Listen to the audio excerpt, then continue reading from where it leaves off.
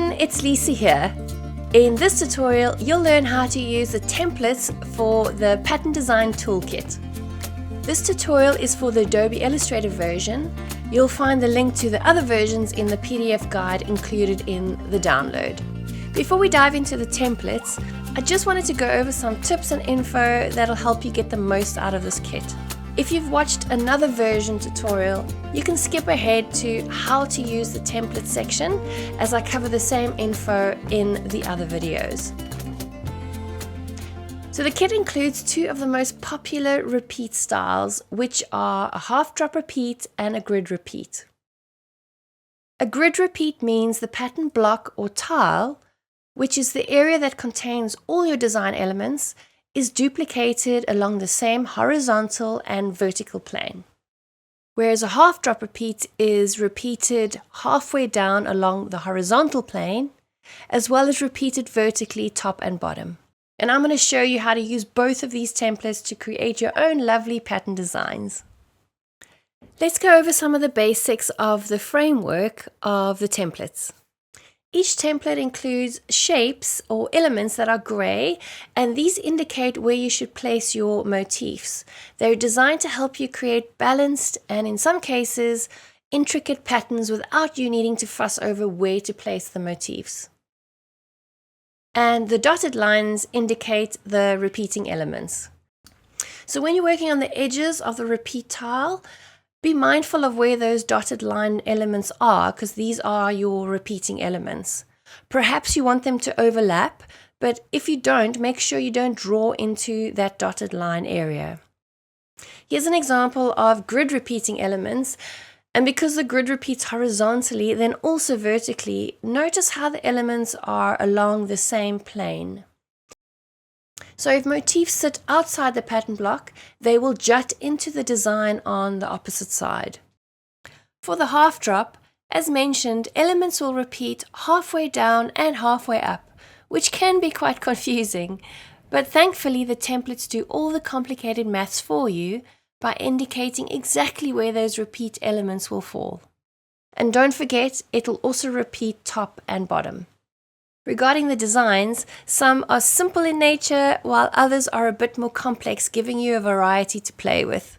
Have a look through the guide where you'll find more info and inspiration for creating with the different templates.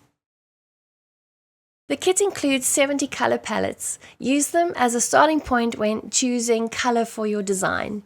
I say starting point because you more than likely will need to tweak the colors to suit your specific design. Often we see a color combo in someone else's work that looks amazing, but this may not work in your design. But if you tweak the tints and the hues, this can make all the difference. Another approach is to use only a few colors from a palette to springboard your palette. In an example I'll be showing you later on, I started with a palette 7 colors A, but decided to only focus on these 4 colors. I then expanded on those hues by adding a brighter pink, a muted pink, and a darker blue. Now that you have an overview, let's dive into using the templates. I'll be starting with the grid template. The first thing I recommend is that you make a copy of the original template. That way you will always have the original on hand in case you make any errors in the document while you're designing. So the easiest way to do that would be to come over to File, Save As, and type in your new name and hit Save. The next thing you want to do is bring up your Layers panel. If it's not up, you want to come over to Windows and Layers, and it'll more than likely pop up here on the right-hand side. I've actually docked it here with my tools because I use my Layers panel a lot in my workflow, and I'm going to show you how I use the functionality to my advantage, and hopefully you'll get some tips as well to include in your workflow. So when you open the Layers panel, you'll see all the layers that are included in the document. You won't have flowers or blocks that you see here in this example, because that's the design that I'll be using today to demo. So if we just quickly work our way through the available layers, the white area is a superficial layer. That's just to help the elements that hang outside the artboard to show them better. And the artboard area is pretty self-explanatory. That is the actual size of the artboard. And then we have a measurements layer. I'm just going to turn my pattern template off and show you the measurements layer and zoom in. Having a look at this info, you'll see there are some basic instructions as well as measurements that we're going to be using later on to create the actual repeating tile.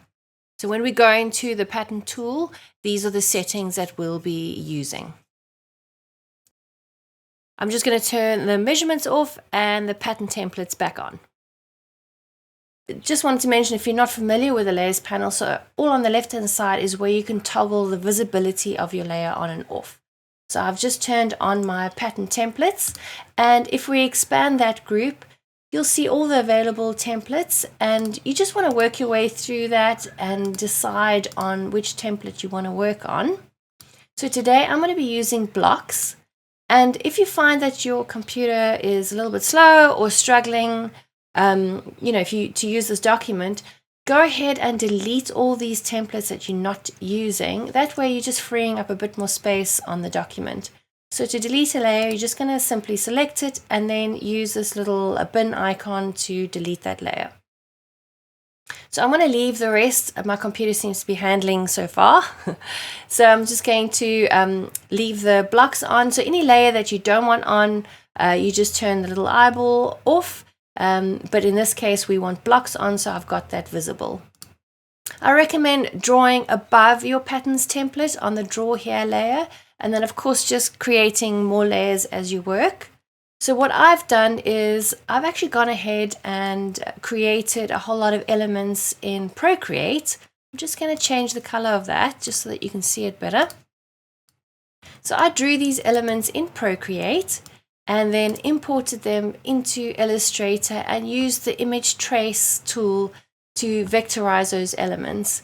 I actually have a course that shows you my workflow, but essentially what it is I create these elements on separate layers in Procreate, and then I import them into Illustrator and trace them to vectorize them. So I used exactly that same method to do these botanical elements. And if you just have a look at what I've done is I've made sure to keep within the block area. So I've used those gray block areas to be my guide on where I want my elements to fall. And in this case, I've used botanicals, but of course this is a very versatile template. You can use any subject matter you like. Maybe it's little houses, maybe it's food, maybe it's stationery. So definitely experiment and have fun with that. And what I was mindful of, I was sure to remain within the gray areas, because what I wanted to do was actually hand draw those block areas again, just to give it a more of an organic feel rather than using these very neat shapes. So I'm going to turn my blocks layer on and you'll see what I mean. So these shapes look a little bit more organic, they're a bit more playful, and it gives the whole design a bit more of a hand-drawn look.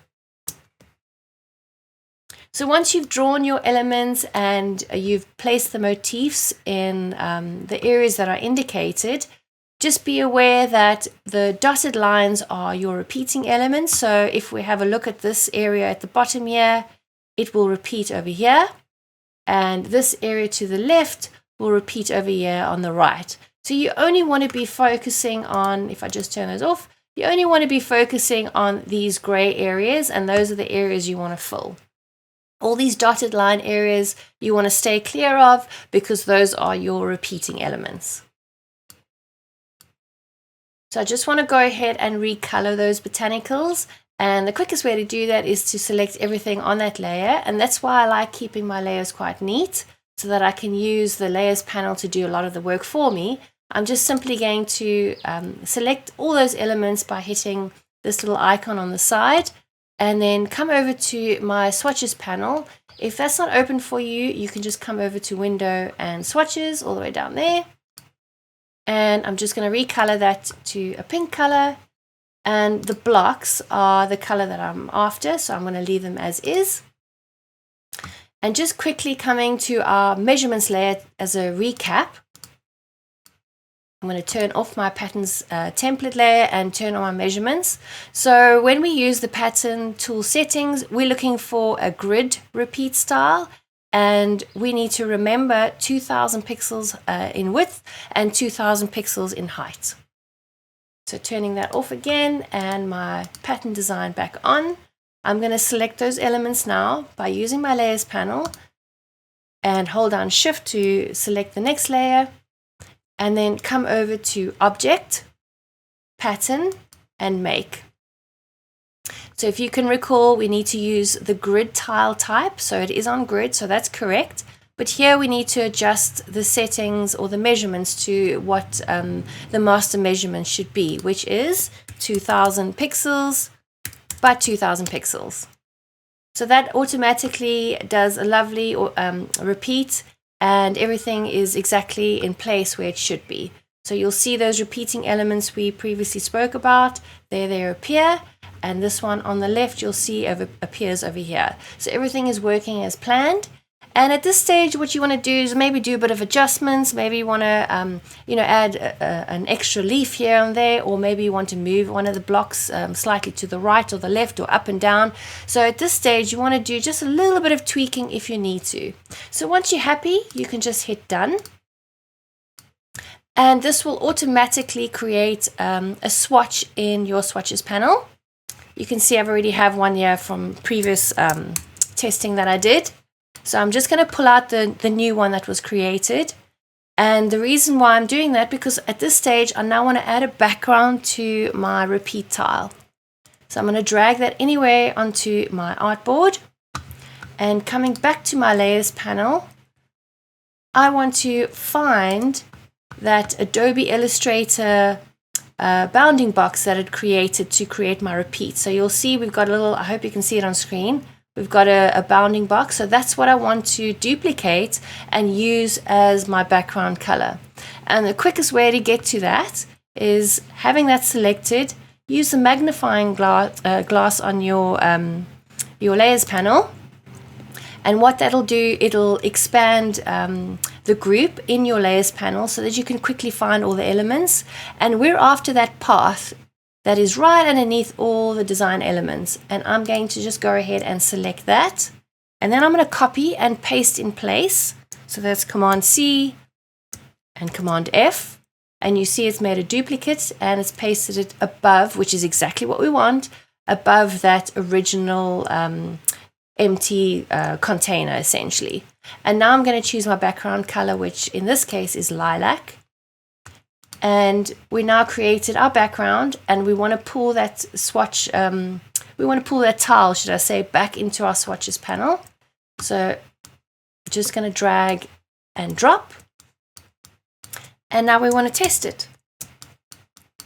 So using a rectangle, just going to draw anywhere on the artboard and select my new swatch that I created with that background. Just zooming in, having a quick look, and it all looks good. So now that you have an idea how to use the grid repeat, we're going to hop over to the half drop. As with the grid repeat, if you expand your layers panel, you'll see all the available layers, including the pattern templates, and we'll also see the measurements. And you'll see in this document, it's slightly different. It's much narrower than the grid repeat. So you'll see the measurements that we'll be using for this half drop are 1000 pixels by 2000. So the width is half than the grid, but don't worry about that. That's not really relevant. You're going to be focusing more on these settings for this particular pattern. I just want to turn those measurements off for now and turn my pattern template back on. And again, you'll notice I have extra layers in my document because these are the elements I've already created. So with this one, I did exactly the same. I just quickly want to take you through these templates. So for the half drop, there are two types of templates. One is geometric in nature, and the other one is more organic, which includes animals, insects, and botanicals, and things like that. So the process that I'll be showing you for this one is exactly the same for the geometric. So I'll be choosing the birds and branches. So I'm happy with leaving that on. And if I just zoom in, I've just basically created a framework that allow you to interpret those branches how you wish. For example, I decided to add really big flowing kind of leaves to mine and some small leaves here and there. I did exactly the same process. I used Procreate to draw these first and then imported this and vectorized it. And I added some details to my leaf. And then, of course, the flowers, I made sure to follow those sort of blobby areas to indicate where I wanted the flowers to be. And at this stage, you can decide if you want elements to overlap. And if you do, you would, for example, make much bigger flowers and maybe consider overlapping, this area over here. And then with the birds, I moved this little one a bit further down and made them much bigger. So this was my interpretation of this particular template because I wanted the birds to be quite a strong focus. But I was very sure to still maintain the proper placement of the birds, because you'll notice over there we have a repeating element coming down, and I definitely want that branch to be behind the bird. So you want to be mindful of these repeating elements as you're working, but I don't want you to worry too much about that. Use the template to guide you on where to place your motifs, and just be mindful of where those dotted lines jut into your design. Maybe you want items to overlap, which in this case you'll see this one is going to overlap with that flower, which I don't mind. I quite like that. But in some cases, perhaps you don't want it overlapping, so make sure that you've kept them apart. Okay, so now that we have our elements in place, I just want to turn that off and I want to come back to my measurements just to have a little recap. We'll be using the brick by column, and make sure it's the offset is half and the width is 1000 pixels by 2000 pixels. And I'll show you exactly what I mean by those settings in a minute. Okay, so turning that back off and our elements back on. I'm going to do exactly what I did with the grid repeat and use my layers panel to select things. So holding down shift as I work, I'm just selecting all those elements. Come to object, pattern, and make. And under the tile type, we're going to be using a brick by column. So not brick by row, but brick by column. And our width is 1000, if you can recall, and the height is 2000. So having a quick look at our repeat, it's looking pretty good. That branch is coming just in the right place. It is above the bird, but we're going to fix that in a second.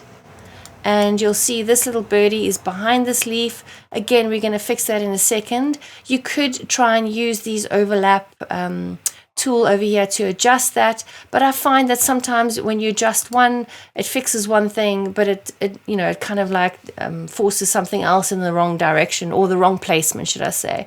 So I just generally leave it and fix it afterwards once I've created the repeat tile. So everything looks good. I don't need to move anything. I'm pretty happy, so I'm going to hit done. And it should be there in my swatches panel, which it is. I'm just going to drag that onto my artboard like we did with the grid repeat. And I want to add my background like we did previously. Coming to my layers panel, I'm going to use that magnifying glass to find everything.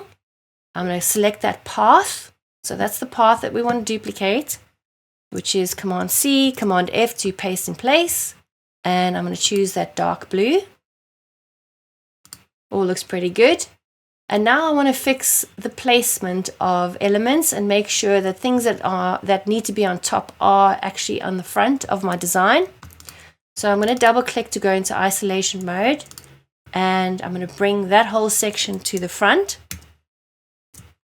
I just use the shortcut, but you can come over to Object. Let's just select that. Object, Arrange, Bring to Front.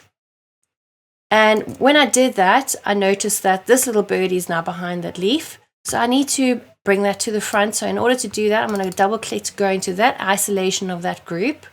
Select this little guy, and then I'm going to cut it. And then I'm going to go down one more layer, come back to one more layer in the isolation mode. So I'm just going to click on Group, So we're still in the group, we're still in isolation mode, but I've just basically gone back by one layer. And then I'm going to paste that bird in place. So now it's not part of its original group like it was. It's now sitting above everything, which is exactly what I want. And I see we have a little birdie here that needs to be fixed and a little birdie here. So let's go ahead and do this one. Double click, select, cut, come out of that layer group. Command F to paste in place. And then the same for this little guy. I'm going to cut, come back to that group, Command F, and that's, I think, everybody. Yeah, that looks good. I'm pretty happy with that. And to come out of isolation mode, I'm just going to hit that little gray bar at the top. And now drag our new pattern swatch back into our swatches panel and give it a test.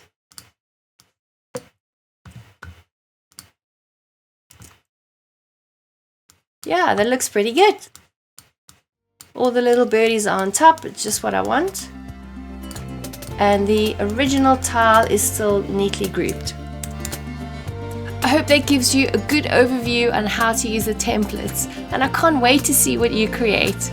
Wishing you many happy hours of designing. Thanks for watching and happy creating!